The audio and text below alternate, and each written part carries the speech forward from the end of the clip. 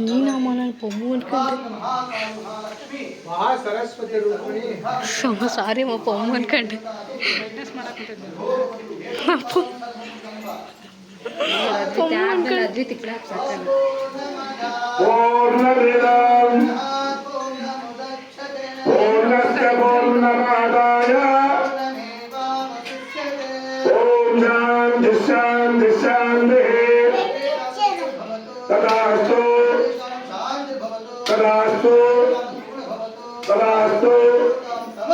సుఖినో భవంతు.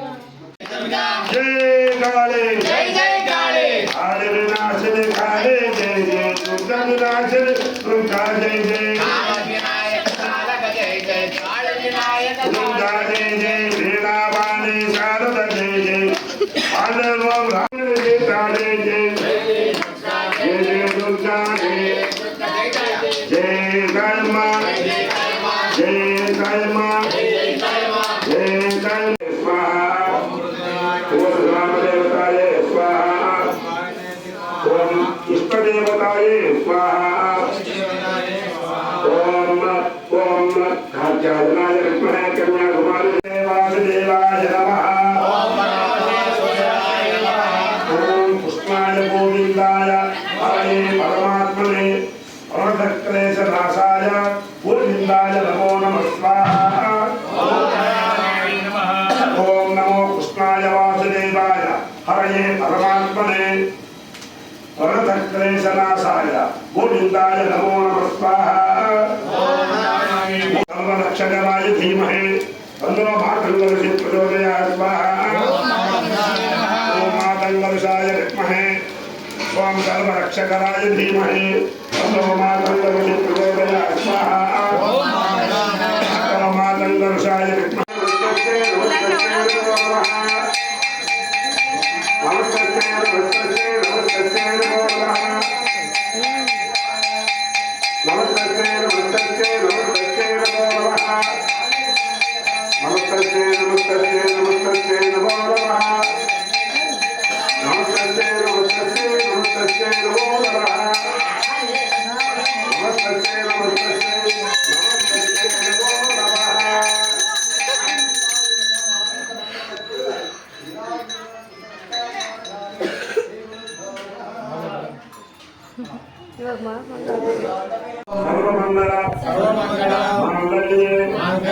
शिवे सर्वार्थसाधिके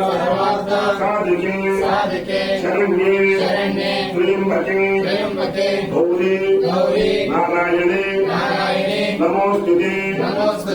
ओम जयन्ती मंगलाकारे भद्रकाले प्रचोदय. ओम श्री महाकाय महालक्ष्मी प्रदक्षिण याद बाबाने जन्मांतर घटकालिज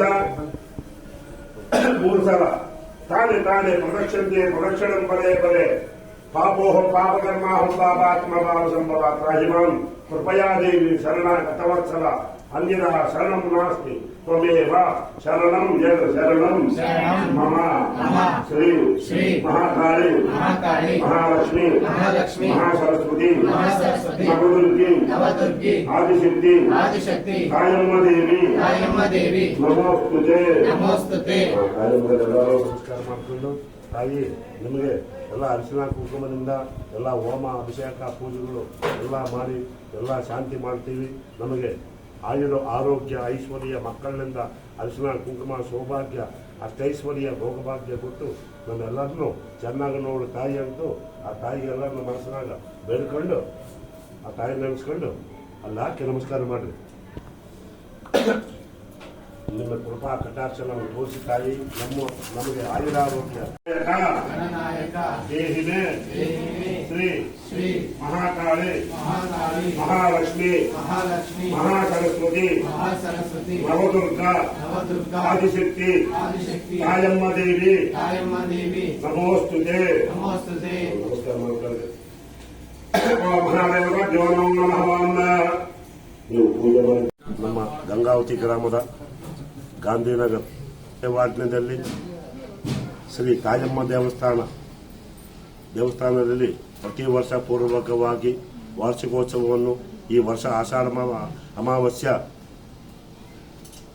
ಮಾಸ ಅಮಾವಾಸ್ಯ ಗುರುವಾರ ಪ್ರಯುಕ್ತ 3 ವರ್ಷದ ಸಾಲಾಗಿ ನಡೆದಂಥ ಈ ತಾಯಮ್ಮ ದೇವಿ ಈ ಗ್ರಾಮೋತ್ಸವ ಮತ್ತು ಈ ತಾಯಮ್ಮ ದೇವಿಗೆ ಅಭಿಷೇಕ ಮತ್ತು ಹೋಮ ಮತ್ತು ಇನಾದಿ ಅನೇಕ ಕಾರ್ಯಕ್ರಮಗಳನ್ನು ನೆರವೇರಿಸಲಾಗುತ್ತದೆ.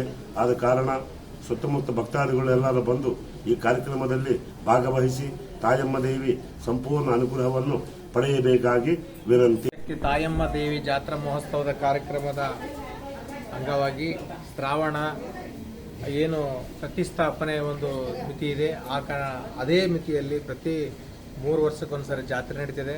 ಈ ಜಾತ್ರೆಯ ಉದ್ದೇಶ ಏನಂದರೆ ನಮ್ಮ ಭಾರತ ದೇಶ ಕರ್ನಾಟಕ ಗಂಗಾವತಿ ಜಿಲ್ಲೆ ಎಲ್ಲಲ್ಲಿ ಸುಖ ಶಾಂತಿ ನೆಮ್ಮದಿ ಮಳೆ ಬೆಳೆ ಕೊಟ್ಟು ಎಲ್ಲರೂ ಚೆನ್ನಾಗಿರಲಿ ಅನ್ನೋದೇ ಆ ತಾಯಿಯ ಒಂದು ಆಶೀರ್ವಾದ ಎಲ್ಲರಿಗೂ ಬರಲಿ ಅನ್ನಂತ ನಾನು ವಿನಂತಿ ಮಾಡಿಕೊಳ್ತೇನೆ.